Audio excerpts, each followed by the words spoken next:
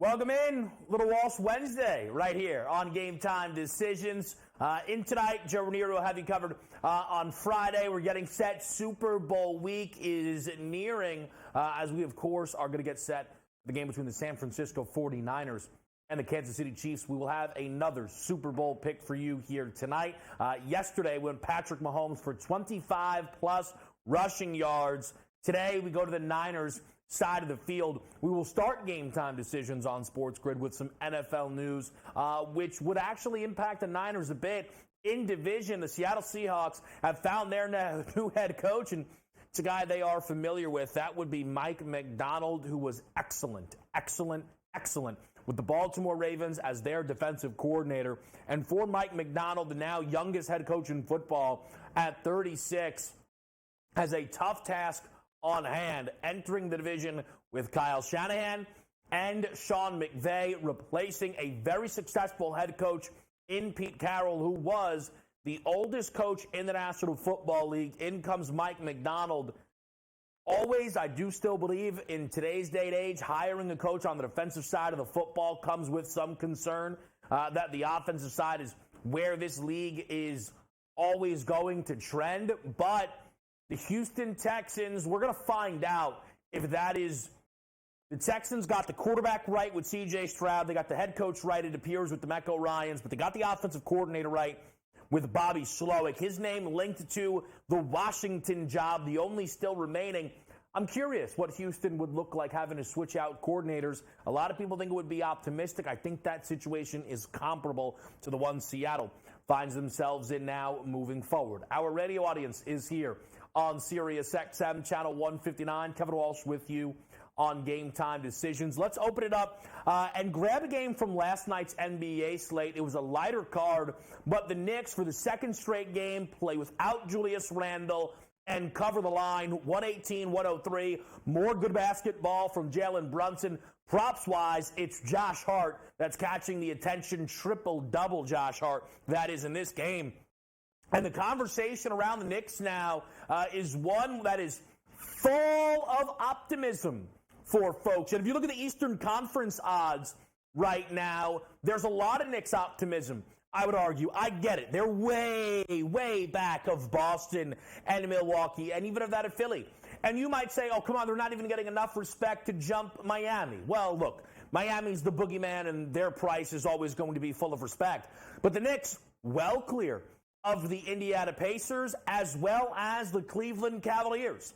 The Cavs, a team that they did beat last year in round number 1, but a Cavs team that is getting healthier and brings back Darius Garland tonight, brought back Evan Mobley in their last game where they beat a red-hot L.A. Clippers team. And, in fact, let's take this into tonight's slate. A lot of fun games in the association. And that Cavs-Pistons in the Central is, again, just to get Garland back, a fascinating one. Makes for a trickier cap, though, figuring out are there minutes restrictions. Quick note on that. Look, I bring this up probably not as frustrated as many because it worked in my favor. Tyrese Halliburton, last night, that minutes restriction hurt a lot of people. So I played Halliburton under 3.5 rebounds. And he landed on 3. He incredibly had 3 offensive rebounds, but again, landed 3. His assist prop was 10.5, landed 10, and his points prop was a bit higher, 19.5, 20.5. He only had 13. But what happened with Tyrese Halliburton last night was 22 minutes, and he didn't play. That's about what I expected. It was the way Rick Carlisle used Tyrese Halliburton. He played him as if it was a normal game. And then with about 6 minutes left in that first third quarter, pulled Halliburton, never put him back in. Despite it being a close game, be cautious with guys returning. Again, you have every right to be frustrated on those Halliburton bets because you never would have thought the minutes restriction meant he just sits the final 18 of the game. I'm curious, and I don't know if people were touching live numbers on Halliburton and getting free wins on his unders. Never, again, came back in the basketball game. But keep that in mind for some returning players. And again, we have that tonight with Darius Garland in Cleveland. No Paul George tonight for the Clippers, which is a shame. I was going to be on his rebounds plus assists over, but put your eyes on these Kawhi and James Harden props now. There's a 2-game sample size of those two playing together without Paul George, and both have had really, really strong performances. Miami looks to snap the 7-game streak. We've got Dallas going to Minnesota. No Luka, no Kyrie, so they're catching a ton. And then we've got some returns. Dame goes back to Portland. KD goes back to Brooklyn.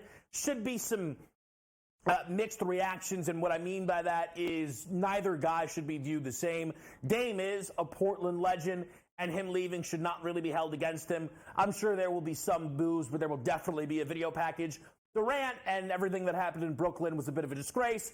KD says he doesn't even want a welcome back, thank you package, and well, I think the fans will make sure that that is true. Denver OKC is a game that jumps out. Again, for unfortunate situation, though, no Jokic. No Jalen Williams on the other side for OKC, but that is how we get a 6.5-point line. The big thing with Nikola Jokic is he has actually flipped now to the MVP favorite at minus money. First time all season we've seen a minus price in the NBA's MVP market. Joel Embiid in some shops off the board. I saw it another 15-1 for Joel Embiid to win league MVP. I don't know if Joel Embiid is going to play any of the next 5 games for the Philadelphia 76ers, and that would see him drop out of the MVP race. I think Embiid is now done, injured late last night in Golden State. Let's take this to the college basketball top 25 board. I know we wanted to bring up the Western Conference, but I want to make sure we get to this college slate for people here. Some early SEC action with Bama going to UGA, as well as we've got Purdue trying to get their lick back against a Northwestern team that took them out. Other SEC games to keep your eyes on: Kentucky, Florida, Auburn laying a ton to Vanderbilt here. Really interested in this Baylor-UCF game. UCF has a fantastic defense, the type of team that does add to the concept that the Big 12 is the best conference in college ball, because a team like UCF is not one of the top half of the league teams, but still provides a top 10 defense in the entire sport. It is impressive. Could there be some upsets tonight? Last night, we saw Tennessee, who has top 5 title odds, go down at home to South Carolina. That was a stunner. Purdue and UConn in action tonight, laying comparable numbers against comparable type of teams. Something to keep your attention on. Let's go for a quick pick. We'll stay inside this top 25 range here and go with Aiden Holloway over 1.5 made threes at minus 110. You might say, oh, KW doesn't know. Aiden Holloway got benched. I'm well aware, and rightfully so. Aiden Holloway was horrific against Alabama and found himself on the bench against, I believe it was Mississippi State. Well, Holloway still went over this prop in that game. Tonight, they get to play Vanderbilt as a near 20-point home favorite. There's going to be minutes still for Aiden Holloway. He goes over 1.5. We'll get the full card for you after this break here. It's Game Time Decisions.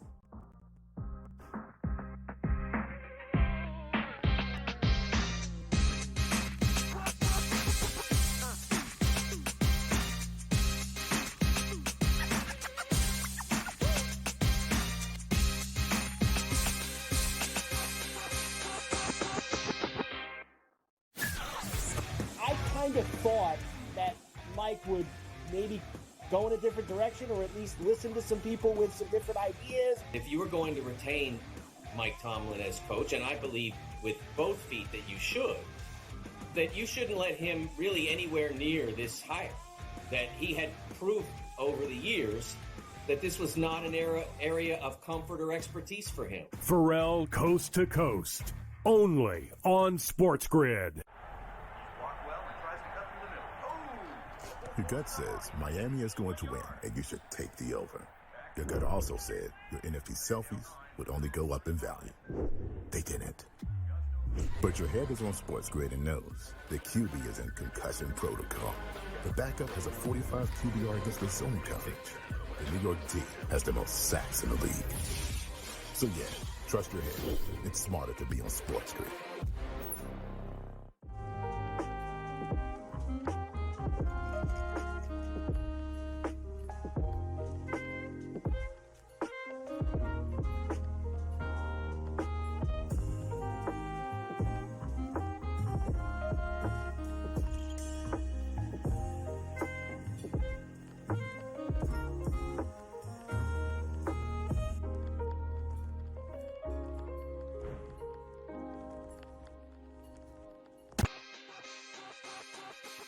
Oh, it's a beautiful time. NBA players are going wild. If I had to guess, a lot of people are going to get real angry. No defense, no defense, no defense. See, I want people to understand this, okay? Because we're always honest. When I take that big pause, that means we're thinking about betting big. Game Time Decisions. Only on Sports Grid. It's smarter to be on Sports Grid. Your 24/7 sports wagering network.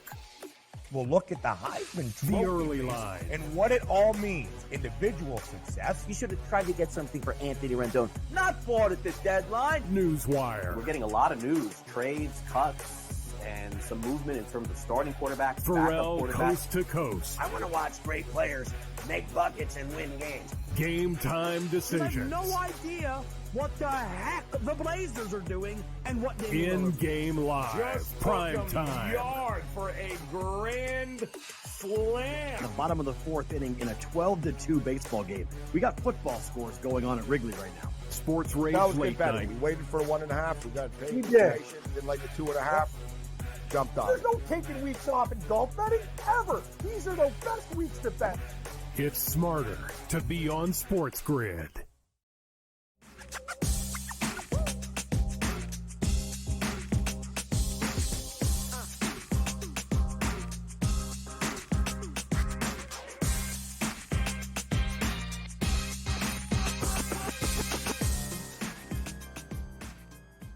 Live here on Sports Grid, it's Game Time Decisions. Kevin Walsh, it is a Wednesday night. I did lose a pick already, which was Paul George lose. I no longer have the pick. I was on Paul George over 7.5 rebounds plus assists, but he's not playing tonight. Harden in 2 games. So Kawhi and PG have played those games. So what stands out? Harden has attempted 6+ threes in both games, double-digit assists in both games. His rebound plus assist number does look a bit tempting. The thing is, in these games, we've seen the Clippers be pushed and have to play their guys a ton of minutes. Obviously, tonight playing the Wizards, huge favorites. Kawhi with 27 and 8 rebounds in one, 30 and 10 rebounds in another. You could be interested in those in a points plus rebounds prop on Kawhi. Let's not talk about what we don't have. Let's talk about what we do. And what we do have is a must trust in the Miami Heat tonight on their money line at -124. This number's moved a bit here, so let me get you the cheapest number available on Miami. Up to a 2.5-point favorite on the spread. I think you could find a -120, actually. Still, again, -132, give or take, on the Heat there if you don't want to get caught by the spread, which I don't mind. Look, here's the deal. The Heat just laid 3.5 to a much better, in my opinion, Phoenix Suns team. Now, the Suns were on the second leg of a road back-to-back. But to see where this number lands here, I think the Miami Heat around 3.5 would have been a bit more justifiable. This is a team that's lost 7 consecutive games in a row. The Miami Heat are not Detroit Pistons, Charlotte Hornets, San Antonio Spurs, Washington Wizards bad. I know they're in a bit of disarray, but this is a basketball team that can snap out of it here. And to me, Sacramento is the perfect team for that to be the case. This team, Sacramento, is hot. Winners of 4 in a row, 3 straight on the road. But I know this sounds, it's zigging and zagging, but Sacramento winning a 4th consecutive road game, that's a lot. That's a lot of road wins in a row. This is a team that has been good as a road dog covering numbers, 7-2 against the spread, but under 500 straight up in those games. This is a good spot here for what should be a very desperate Miami Heat team to win at home. They need it. My favorite pick in the NBA tonight is very simple. It's Zion over 9.5 rebounds plus assists. Zion in the month of January really slipping rebounds-wise. So I do think you could see him really blast through in that category, but he's had a pair of double-digit assist games actually in this month, which is why we want to pair this together. He's missed this prop in 2 straight games. Not at any point this year has he missed it in 3 consecutive. He's 3-0 on the bounce-back spot, and out of 38 games, he's 22-16 on a 9.5 number overall. Perfect spot here for Zion Williamson to go over 9.5 rebounds plus assists. Another NBA spot just to keep your tabs on is this matchup with Minnesota and Dallas. So no Kyrie, no Luka has played twice. Once at Houston, they were blasted, and another at Minnesota. They covered. It's the same spread, but it's a total that's dropped 7-8 points from that first meeting. Tempted by a Dallas team total 103.5. They scored 110 in that game. It's probably tied, though, to Tim Hardaway Jr. props. If you are looking to go that way, I did back off of this game. 2 college player props, and then we're going to bring Coach in here. In the SEC, we mentioned Aiden Holloway over 1.5 made threes. Look, Bruce Pearl made the decision to sit Holloway for KD Johnson in the starting lineup. Don't mind that move at all. Let the young freshman find himself. But Bruce Pearl is not going to banish Aiden Holloway off of this roster, obviously. And Holloway still hit this prop against Miss State in the loss. They're playing Vanderbilt tonight, 20-point home favorite. Auburn off of 2 straight losses. They're going to be in this game looking to absolutely dominate. And that's why now that you've put Aiden Holloway on the bench, I'm blowout proof in my eyes. If you're Bruce Pearl, dream scenario, you play Aiden Holloway 30 minutes. And you try and get him right against one of the worst teams in the conference in Vanderbilt, one of the worst defenses in the conference in Vanderbilt. I really like this buy low spot here on Aiden Holloway. He's hit this in 4 out of 7 in SEC play. And then I'm taking a bounce back chance on DJ Wagner, 18.5 PRA. Kentucky plays Florida. So they just played Arkansas and, more importantly, South Carolina in their last 2. We've talked about the Gamecocks and how slow they are relative to the rest of the SEC. Well, in comes Florida. Florida plays in a conference with Bama and is the fastest team in the conference.